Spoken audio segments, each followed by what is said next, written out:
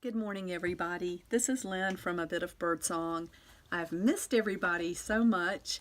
I finished a page in the Quilt-Cover Journal, and I wanted to just share that with you. Last week was such a busy week for me. I did share some videos of custom journals that I finished up, and it feels good to have those done and presented to the new owners. I'm very appreciative of all of the orders that I've had. I am continuing to love and to work in this journal. It has been so much fun to try new things. I have a few ideas for pages this week and some new things to try out. I've been really inspired by some things that I've seen lately. So getting to the page that I just finished, it happened to be in the center of the journal for me. I know people are working at different paces, and I think that's just one of the beautiful things about this. Isn't it fun to go back and look through what we've already finished? It makes me so happy. And this journal's getting really fat. So I like that too. This is the center of my journal. And I know that I mentioned these strings or the embroidery thread that was used to bind the journal, that we would work with that when we got to the center. Sometimes I like to leave the strings hanging out of the journal and put beads on them, but I've kind of felt a change lately with what I wanted to do with that. I've seen people attach things to them, and I've done that before. I wanted to go back to that with this journal. This page was so easy. I cleaned up my craft desk, and I've done a lot of cleaning out lately in general, just really kind of bringing the bulk of things down.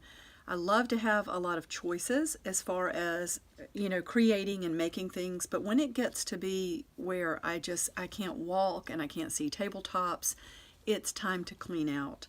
Out with the old and in with the new. At any rate, I had some really pretty pieces of ephemera and paper laying on the desk, so I decided to do just an old-fashioned collage where I glued things down, and on this page I tried not to overlap anything. I cut the pieces down to fit, almost like a quilt top. There is a tiny bit of overlapping in some places, but for the most part I cut the pieces just to cover up the blank space, and I love the way that turned out. I used plain old Elmer's glue to attach these pieces of paper to the page, and let me backtrack just a little bit. Before I did that, I had covered the whole spread with a thin layer of gesso. I did love this image in the background, but I love that you can still see it. It was a bowl full of pansies, very beautiful, one of my favorite flowers, but toning it down and covering it with the gesso, I love the shabby effect of that, and it also allows me to write on top of it. I also took one of the little butterfly embellishments that came in the kits, and I put that on the page with just some, I think I used tacky glue for that. I love tacky glue.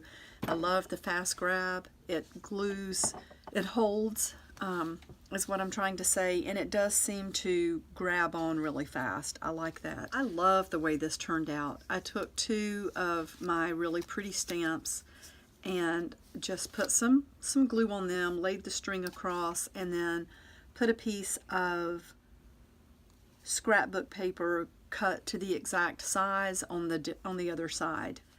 Up here are a couple of flower petals that were just laying around on the desk, and I do like to attach flower petals to paper clips.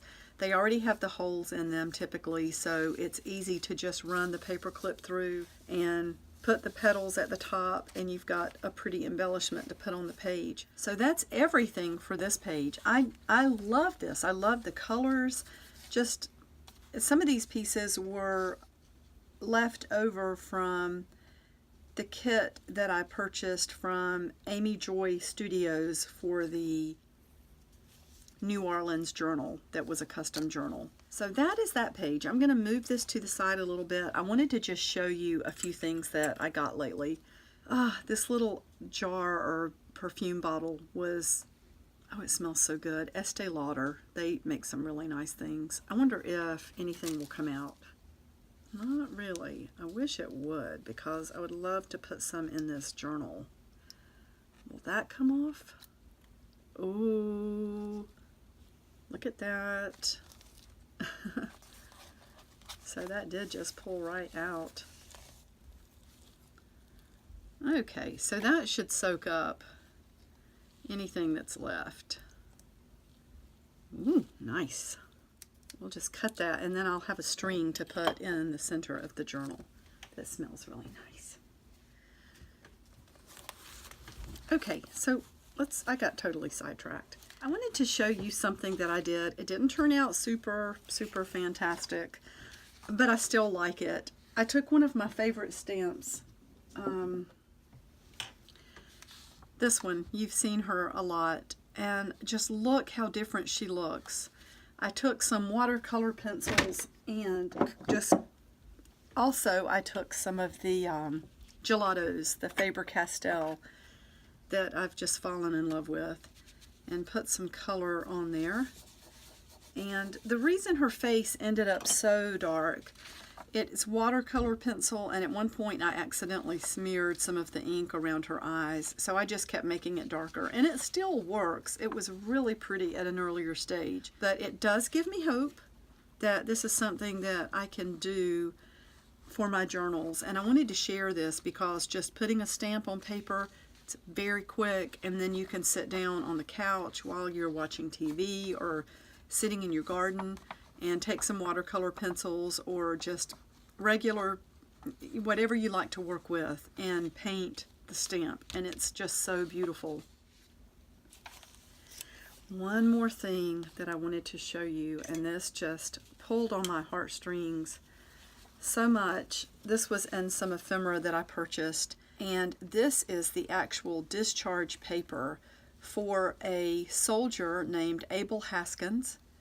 He was from New York, but this is his actual discharge from 1865. Isn't that amazing? It's actually pretty chilling. So that is just, I'll probably scan that. That's a beautiful piece of ephemera. And I did look for this person online on Ancestry.com. I have an account on there, and when I can, really old things like that, I love to get them back to the family. But so far I haven't been able to find who this would go to. I have gotten photographs from the 1800s back to families, and it's really a wonderful feeling. So I'm going to stop there. That is the journal spread for today.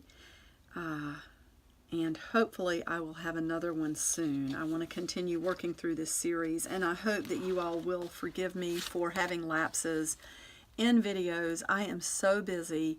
I've been given more hours at work, which I'm absolutely thrilled about, but I'm working close to 36 hours a week, and then of course I'm putting in probably close to the same amount here in my Etsy shop every week. And a lot of times when I mail packages, if you ever feel like there's a delay at all, when I get off work, the post office is closed. So it might take overnight for them to actually get their hands on the package. So I do hope that you will understand and forgive me for being scarce. I'm still here, and I love having the shop. I love interacting with my Birdsong family. So I will see you soon in the next video. Bye for now.